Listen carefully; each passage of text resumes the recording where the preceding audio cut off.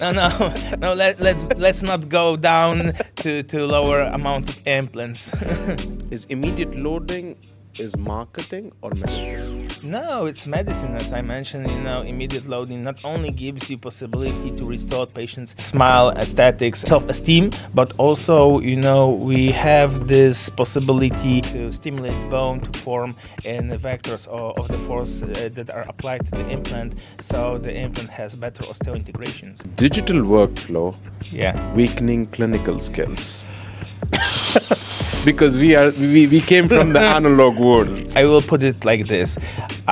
Sometimes, digitalism help, but it's a tool. Mm-hmm. So it expands our consciousness, but it fails, and it can fail. Yeah. I just put it to the side and carry on freehand. Mm-hmm. So I have the skills and abilities to do it both ways. Unfortunately, many young clinicians, maybe they will hear this. This may be not convenient for them, and I don't want to be an asshole, but still, they put a lot of trust in surgical guys, and if something will fail, when you're doing, let's say, basic stuff, when you're starting with the basic surgeries, the complications or a problematic situation that you can face, it's lower. But when you're trying to place implants in zones that you're not trained to place, and you believe that the guide will help you, there is a lot of anatomical knowledge that should be known before attempting such a things. The basic surgical skills should be there. It should not be. It should be a tool. It should not be a dependency. Do you consider biomechanics when you're designing the case, and how do you see it? Biomechanics are the key factor in what we do. I rather place the implants in the patient's own bone. There are many patients with huge atrophy, and I'm happy that I didn't met that amount of patients with atrophy on the beginning of my journey, because I wouldn't be able to help them. But still, we have these possibilities of remote anchorage, like piriform rim anchorage, pterygos, zygos. Sometimes we place the implant transsinal, transnasal. I'm more a fan of placing implants in a dense bone and do immediate load than to do like a sinus or GBR. This is not the patient's own bone. I know that we can there are many possibilities. It's not to be, this is my opinion. It's not a fact. But because when you ask operators what is the best in your opinion, there are guys who will do whatever they can do just to restore the bone and then place the implants. But still, for the patient's sake, it's a problem, because patient, when we restore, we will do cross-arch restoration of a bone, even with the patient's own bone. We have donor side, we have recipient side, 2 wounds, patient is in a pain, there is a huge morbidity of the tissues. So immediate loading is helping our implants to osteointegrate. Is bone grafting a rescue for poor planning? Every type of a grafting can be a mask for a poorly designed case. It's like it's not only the bone grafting. Even abutments. Yeah, we have many possibilities too. On my own cases, I have poorly placed implants because I'm just a human, and I had weekdays, and sometimes I did something. It was not a mistake. It was something that, but I could avoid it a little bit, and then we will avoid multi-unit in this position. Then we won't have this visibility of multi-unit in the patient's mouth, and we will go straight from the implant platform. So now we have to take the crown off. We have to close the implant. We have to do plastic surgery on soft tissues. We have to bury the implant. Then we have to do another surgery to thicken the tissues. Or maybe one surgery is enough. then the healing screw, and then we follow with the crown. And during that time, the occlusal conditions changed a little bit and the crown doesn't fit. Yeah. Do you think sometimes a doctor wants to save money and eventually the patient pays for it? I imagine that this could happen, but my complications, it's my responsibility. Absolutely. So I take it. You have my to chest, own it, and it's like it's really painful. It's like it's an ego. When you see that somebody has some complications, I will help you, and glad it's not mine. But still, and everybody has just a slight amount of that ego inside, and when it's your complication, there is something else. It's a pain.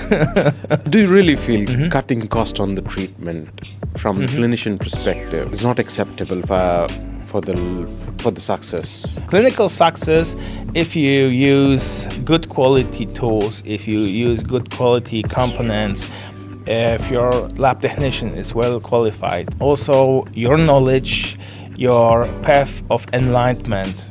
It's not that we ended the studies and then boom, started placing the implants, as the education is so expensive, but still we have to do, and we don't stop with the education and then we just let it loose and we settle down. No, from nowadays I know everything. No, it cannot be. It cannot be that way. What do you think about some companies charging a premium?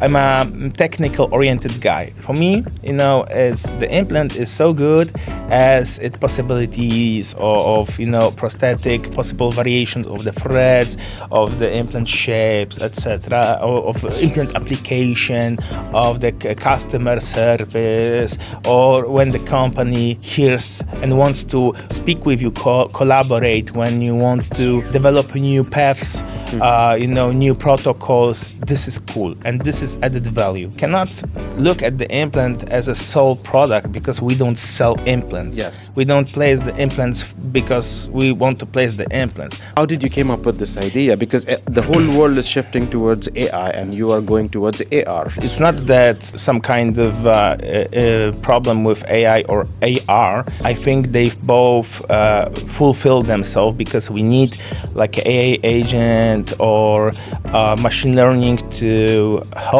us doing some stuff. Nowadays, when we have community, we have intraoral scan, face scan, we combine them all together and we do some kind of a design. Then we design the aesthetics of a smile, teeth chain to the Frankfurt or Camper plane. Everything is cool. Then we know if we want what we want to do with the bone, when to place the implants by prosthetically driven surgery. And then we can design surgical guides. AI, it can be simplified because we will get the information where to place the teeth, where he suggests to place the implants, and with the matter of proof checking and clicking, it will be ready for export for like a badger or to generate surgical guides. So AI probably will really help. Augmented reality nowadays, I have to be honest, it's a cool idea. I really believe in it. This augmented reality nowadays, it's like a gaming market. So we design some software that will and gather the knowledge that will help us and will work on the future models like a hardware. I want to talk about this specific topic. Is it enough?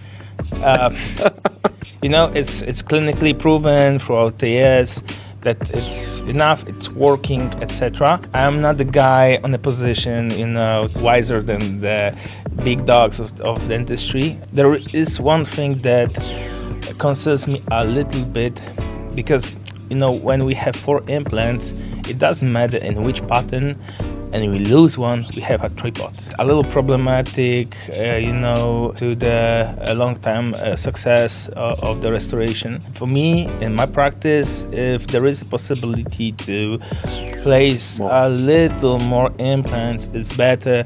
5 implants, it's enough. In the mandible, it's I don't try to reinvent the wheel, so I use classical for implants, so 2 straight, 2 angled, and it works. Yeah. For me, I think I'm really cool with this idea. But in maxilla, I try to gather as much anterior posterior spread as I can, because I want to avoid the cantilever. The cantilever may be pain in the back part of our body. Maybe a little bit problematic. I think that this approach is really quite golden. It's all on 4 and none on 3. Which is the implant size that is a go-to size that you love? Like, this is the size that I need to achieve. I start from 3.8 in width, let's say 12 millimeter plus.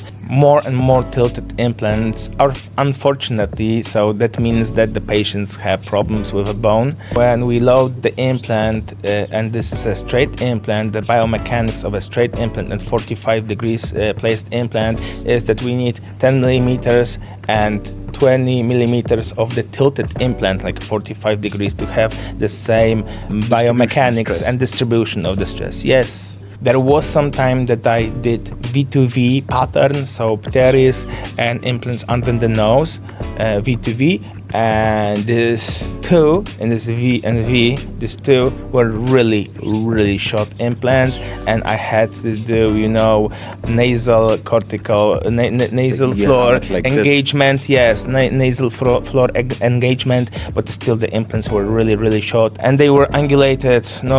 But it's subjective. Mm-hmm. It's all according to the patient's occlusion. Maybe it will work in one patient, maybe it can have. So then the occlusion had to be taken out from the anterior teeth, because we don't want to overload these implants, and it was shifted to this side. So we want a flat occlusal contact like with the prosthesis. We don't want like a canine and anterior incisor guidance, because all these movements, these mandible excursions will overload the implants that should be loaded evenly across the arch. In prosthetics, full arches has to be with multi-units. Do you agree or not? I won't argue on this one with you. Yes, a multi-unit is something, just based on the place the implant, and this is it, And when we consider the whole path of rehabilitation of the patient, placing this multi-unit gives us a lot of possibility to make it better, easier, quicker, and have passive fit for the final restoration or temporary restoration. I'm sorry I missed this topic. It's about bone reduction. Okay. Do you like it? You don't like it? How do you plan it? Bone reduction is being planned on the day of the planning the whole case. We see the smile line, so we see the teeth exposition, an upper arch, maybe some kind of a bone deformation, maybe in the mandible. Most often, what is being seen, the teeth between mental foramens, they have developed Godon, because we don't have teeth on sides. When these teeth are losing their function and need to be extracted, some guys just extract and place the implant immediately. So without the reduction, not only we will have some kind of bone that will be lost during the time, and probably will have some threads exposed, because the bone there is very compact and it's very thin, enough blood supply. So the second thing is how the temporary and final restoration would look like a Hulk Hogan mustache, because it's this is how the mandible looks. So when we put everything to one level, when we do this reduction, then we have one flat plane, so it's easy when fixed restoration comes and it has one even contact with the mucosa. It's easy for the patient to maintain hygiene. It's restoratively compliant. It's more comfortable for the patient. When I started initially, we have CBCT, we have the STL files, we try to merge it and then do it. But the problem is, if you don't have the scans, face scans, now it's better because you can have face scans. If you don't have the photos previously, you don't know where the smile line is, because CT doesn't speak about the smile line. And have you seen something like a fake lips? During the analog times, I have seen some item that technician showed me, fake lips. This sounds ridiculous, but it was very helpful. So there was articulator with the models of the patient, and technician has a fake lips and a fake smile. So when there was a photo, he positioned the fake lips on he knew what would be the teeth exposition on his model and on his restoration later on. So I know nowadays it's funny, but then it was something that was really, really helpful. Nowadays we have these tools, this beautiful scanning, like you can have the whole smile, you can even record the movements, you can click pictures. It's really helpful. And now the best part is you can merge it all together in the ExoCAD or any other softwares. The most horrible complication that have ever come to you for full arches, and I understand it will be in maxilla, but patient is having a horse smile. Yeah. The patient did the surgeon did not reduce it. Yes. And now nothing can be done. This is highly problematic because we have the smile line is very high, the patient is having gummy smile, and unfortunately we didn't take it under consideration. So what now? We have to transition line. The transition line is highly visible when patient smiles. So what now? We have to live with it or tell the patient not to smile that high, try to cover your smile. No, this all the documentation that we can get, try to make a huge grin, and the patient makes funny things with his face. He speaks and we record it. It's not because it's funny, not because it's really helpful, so we can omit doing these problems later on. Planning consideration is very important. So everything starts with planning. We don't dig shuffle when we try to build the house. We need the plan. So this is the same situation that applies to our market, to our treatments. About the materials, like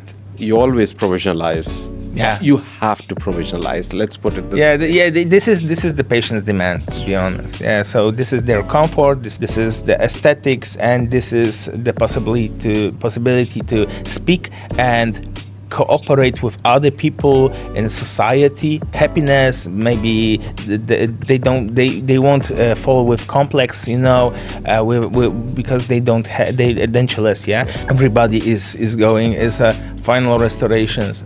I remember when we did porcelain fused metal, and after a few years there were some complications like chipping. And the worst thing was when the patient was clenching and I was not aware, my horizons were not that wide, and I did a case like this, and the patient came. Fortunate for me, she didn't mind because the chipping happened on the side teeth, but still it looks dramatic. And and if you want to mend it, there is only one possibility. You take it off, equip patient with a provisionals for the time, and you sandblast all the ceramics and you put the new ceramic layer on. Still, after a few years, probably it will re-happen. So it's better to change the finals. And if we directly give zirconia, since the beginning, there is no way we can gauge the occlusion. So the first alarm bell rings is the screw loosening. Something happens, there is a visible cracking or some part of our temporary is gone because the patient shouldn't overload the removable the diet, the soft diet and semi-fluid diet is for the first few months, like 4 months. And if something happens during this 4 months, we know that something's really bad happening with our patient. Yeah, and I had only one situation that I have lost all my full arch, whole full arch. We have redone the case. I know what was the problem back then. What was the problem? There was a teamwork, and one of the colleagues was pushing that we should, scan the patient. There was some problems with the technician. It was some time ago. There was some problem with technician. At the very end, I have printed temporary because we had problems with T-bases. The prosthetic plan was not that good, and unfortunately, he tried to grind something. I'm not trying to blame somebody else on doing so, but it happened only once. When the implants are being placed, we don't want to mess with them. We don't want to to drag them, to grind something off of the abutment on the multi-unit. We don't want to operate. We don't want to overload them. We don't want to overheat them because the patient is not. We don't know how much heat is transferred to the patient. For you, like which is the most important thing for full arches? What works for you? The kingpin of my shift to full arches and doing more full arches was digitalism. Some guys want to do surgery and they slash full arch and they say, I'm only interested in surgery. Patient comes to the office and he's interested in restoring his health and he wants a healthy smile, and surgery is just a part. There is design, there is a surgery, and there is prosthetics, and then you have carry on patients. You have to face the consequences. Sometimes there are complications during the healing time, and then there is a final restoration, also prosto.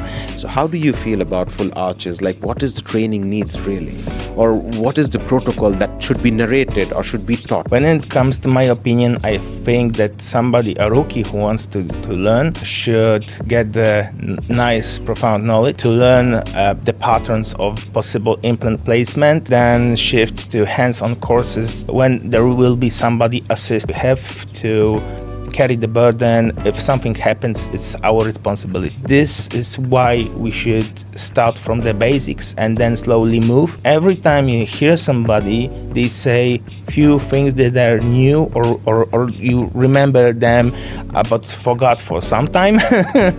Do you trust surgical guides 100%? No, this is why I switched to semi-navigation from full navigation. I can change a lot of things, and this is just for a pilot drill, and then I do it freehand. It helps me a lot, but it works best with special situations, special patients, demands. Special demands. But when there is a situation where we have like a long implants, complicated patients, augmented reality is really a help.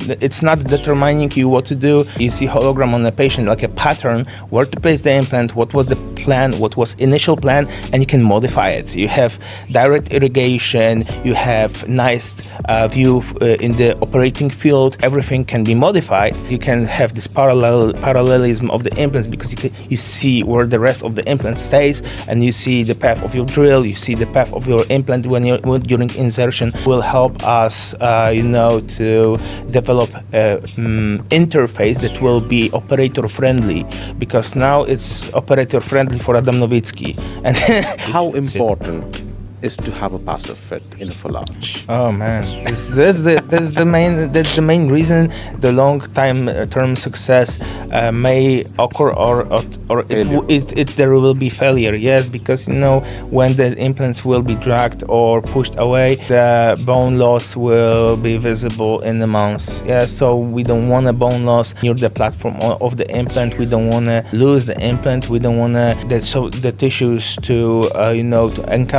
encapsulate the rough surface of the implant. There is a cascade of complications that will follow if we don't have this passive fit. How do you refabricate it? What is the workflow for refabricating is from the prosthesis? How can you go back, check the fit, make it passive, and then start the whole treatment? We have implants placed many years by somebody, and then we want to, it's reverse engineering, to be honest. When something is sitting in a patient's mouth for, let's say, 10 years, it's proven that it will work, but it's not proven that it will work another 10 years because the body is a flowing mosaic. The implant has ankylosis and he sits in this position, but the rest of the tissues are always changing.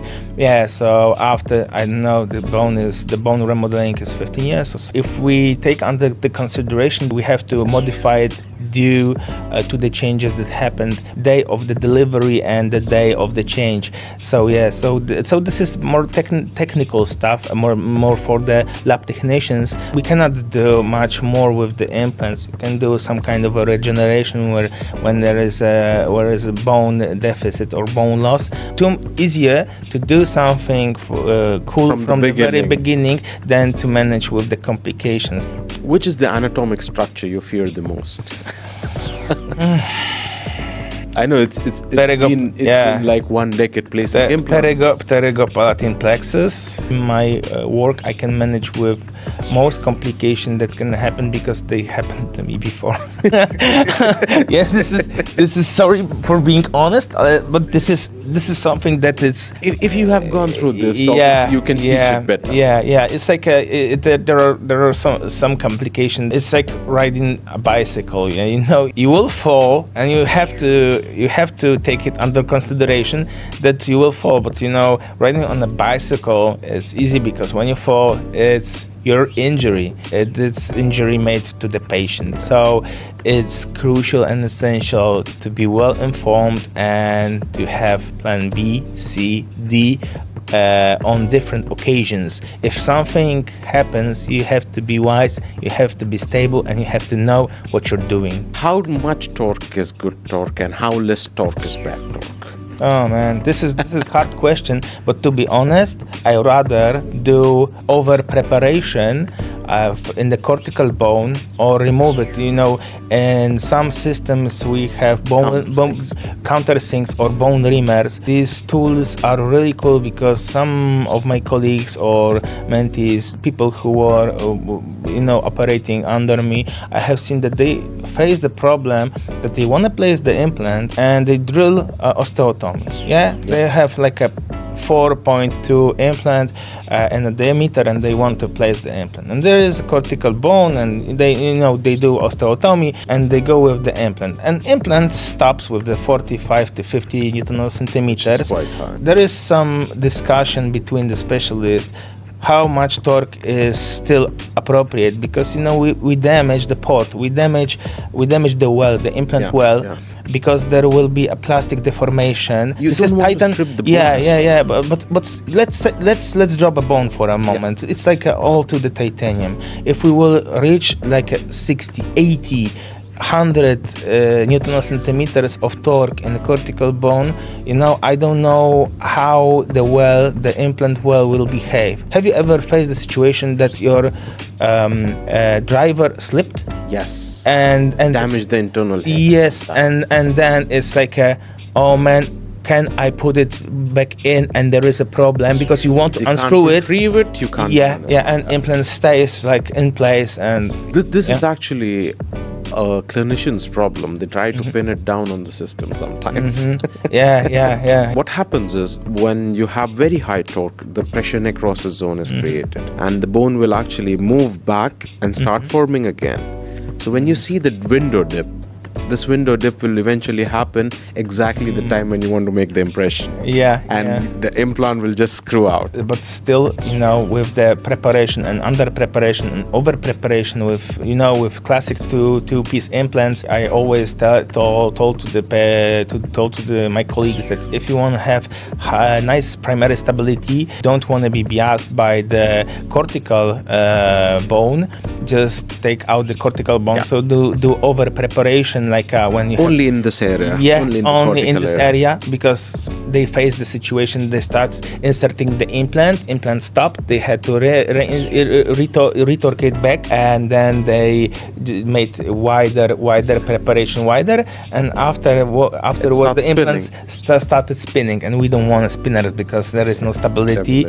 So but still, because sometimes you have a good implant surface, it will be a success. Even spinners. Yes, but we don't want to drop. Take the risk. We don't want to drop the implant into the patient and wait for osseointegration. We have to do as osteotomy. So I think that cortical bone over preparation and sponges bone under preparation is cool. With these monoblocks, also over preparation in an area that can be squeezed by threads, expanded by threads. It's fine, because then we know that there is no pressure and this cortical bone will regrow and encircle the implant, and it will be really nicely healed, rather than compressing in the cortical bone. And sometimes this implants also has biocortical anchorage. So if they will reach a second cortical wall, they will have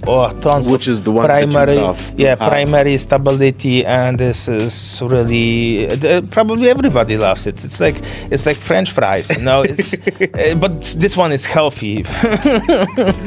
What do you think about ROOTT implant design, especially with the new ones, 18 millimeters and 20 millimeters? You have tried it. Yes, I have tried it. I must admit that this design is really, really nicely engineered, and the whole idea standing beside is really nicely put on the final product.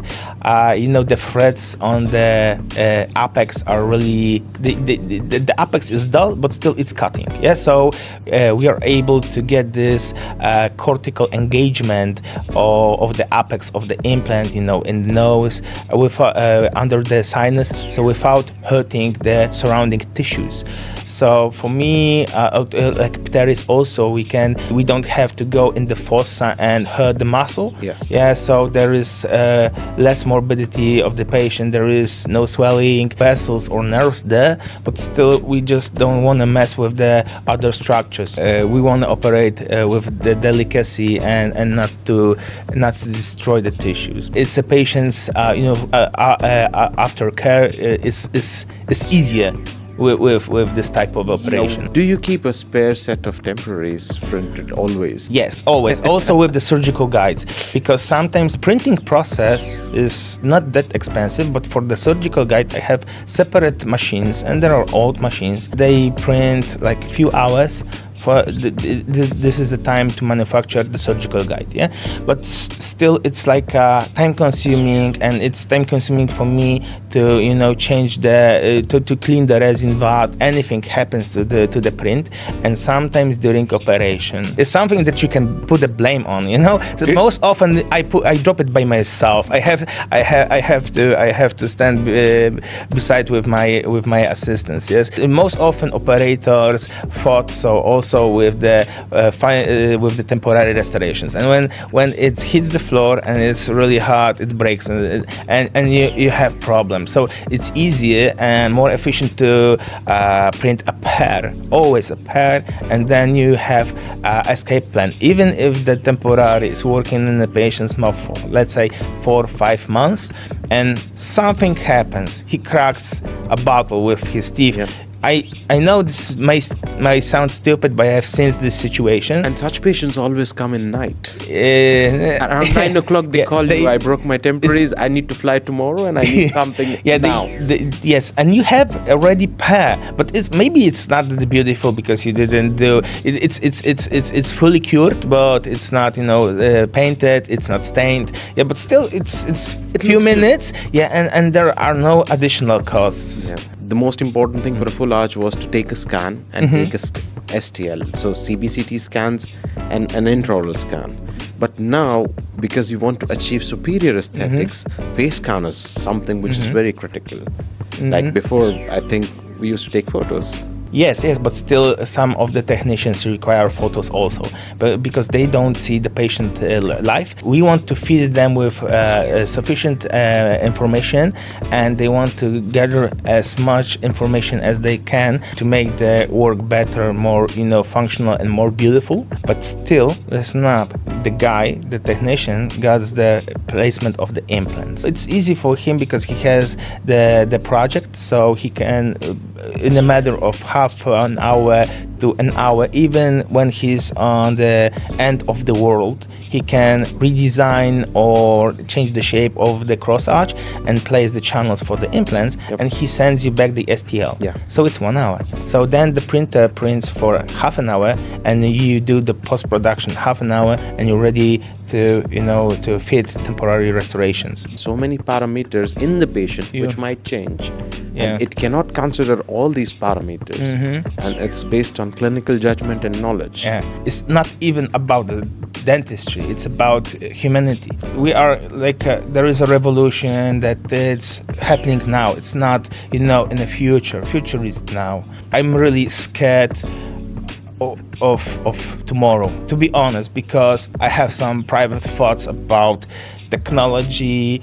I know that as long as it serves us, it's okay. On the moment when it starts, because people have this tendency to be just off the point, and machine is cold-blooded, cold-hot, and it's algorithm that it's calculating. Yeah. So as long as you actually treat the patients with empathy. Yeah. There should be, like as you said, it should be a tool. It should not be a dependency that if there is no technology, I can't work. Yeah. It shouldn't be like that.